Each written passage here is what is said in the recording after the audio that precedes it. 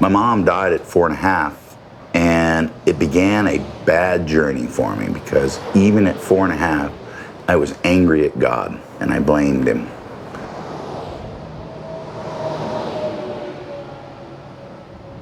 I was born smiling with a full head of hair, my eyes open, so my dad called me happy.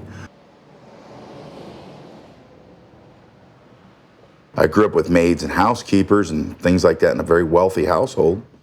I grew up fist fighting, big city of Phoenix, Arizona. That was the way you dealt with things back then. And I had 2 sisters that would pick the fights for me. So we was family and I had to fight them all, When I discovered alcohol at age 12, it was the solution. And the solution shortly became the problem. I pulled out of it by deciding that I wanted to go to college. School and other such things were not fulfilling, and I joined the United States Army. When I realized the responsibility of taking another human life, it made me vomit. I thought, that I had committed the ultimate of all crimes against mankind. I knew I was wounded spiritually, physically, and emotionally, and there was no cure. I didn't know really what I was doing. I put on a backpack, got a water bottle, had a change of socks and underwears, so I started walking. 10,000 miles later, I find myself living here in Asheville, North Carolina.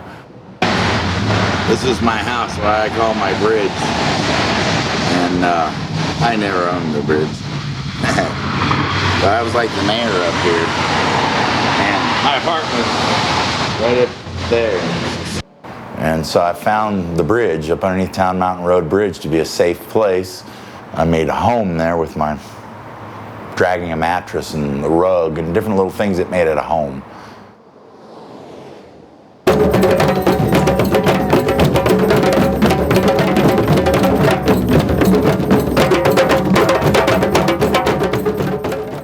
When we started Exodus Church, there was this hope that we could have a new kind of conversation with people who were searching for a place to belong.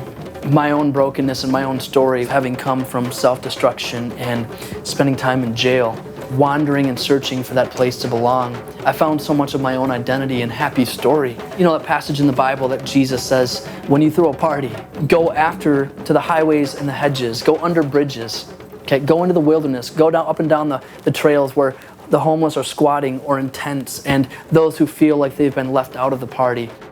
I met Happy the last Wednesday in November. We were downtown doing one of our monthly outreaches. It was a time where we would just walk around the city, passing out bottled waters, which we had labeled with our church information.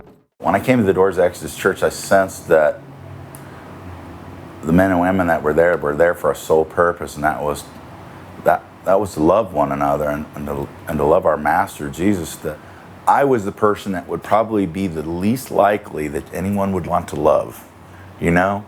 Large, combat veterans, wild man from the woods. This is the ice house down on the river in the French Broad River District. This was one of my homes. This is a well-known train hop-out, gypsy kid, homeless person encampment. When you don't think that you can go any further, you find yourself in a place like this.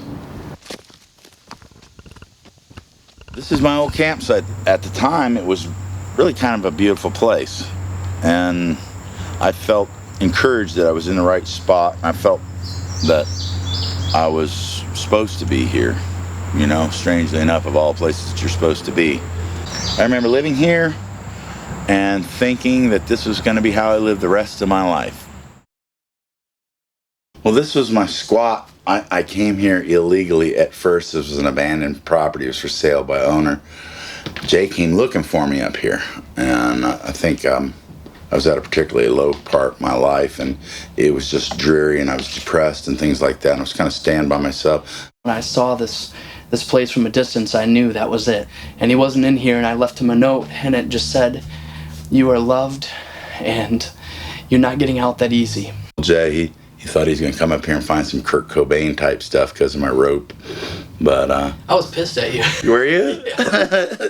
And there's a picture that someone had inscribed, and it said happy. And I made it my ambition to find him and track him down. My bitterness began to fade, and I began to have hope.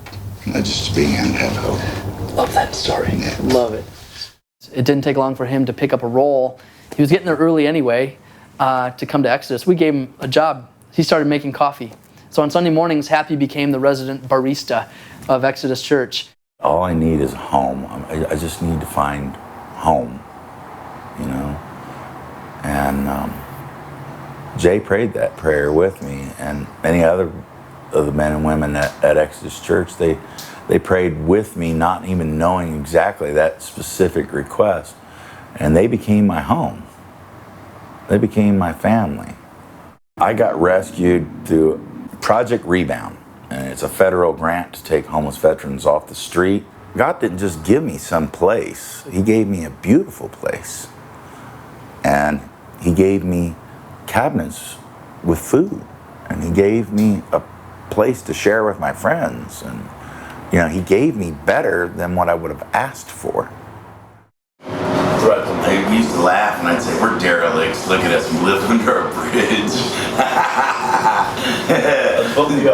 Derelicts. Well, there's a reason why he goes by Happy. It's more than just a street name. It's also a disposition.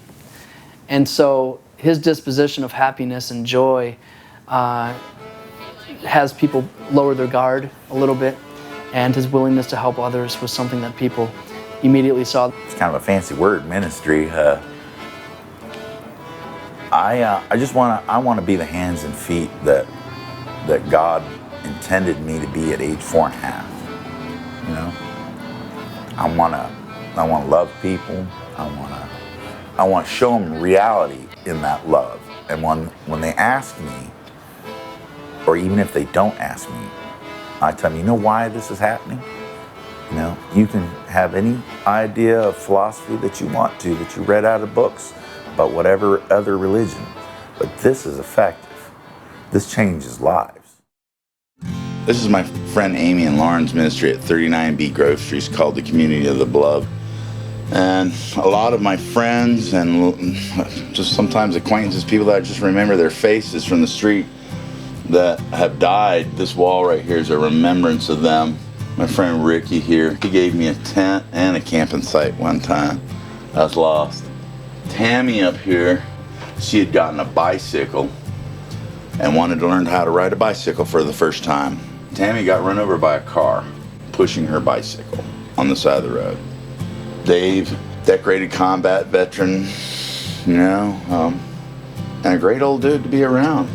Destiny was murdered, and her body was found down in the French Broad River. I could have been one of them. I don't want my face on that wall. I want to remember my friends.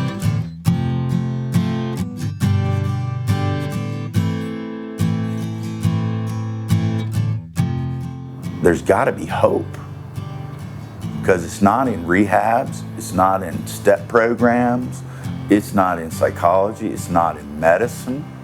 The change begins within. And that tenacious grip that we all have on the inside door handle to open that door and let our master in, to let us have fellowship with him. And so his story is kind of a microscopic understanding of the whole big picture vision of seeing the whole city transformed by God's love, that God can reach out to find people who are wandering, who are searching for a place to belong and a promise to believe and a purpose to become. Got no bed to lay my head, no table here to break my bread. Got the moon and stars instead to call my own. Resting under the overpass, sweet perfume of oil and gas. None of these strangers flying past can take me home. Don't cry for me. Love has found a place to be, hidden underneath. Don't cry for me. Don't cry for me. It's a long and lonely road, restless here, nowhere to go. Still I ran from what I know and who I am.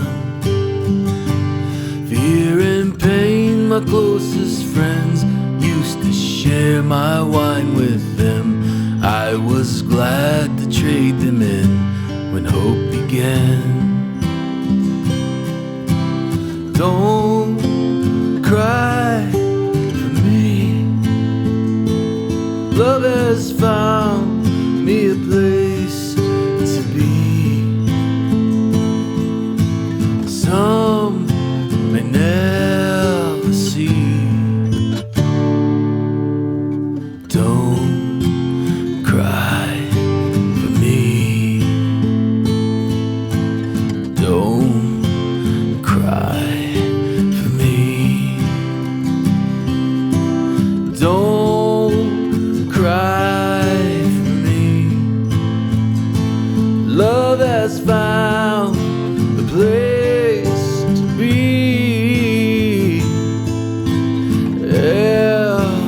Everything I need.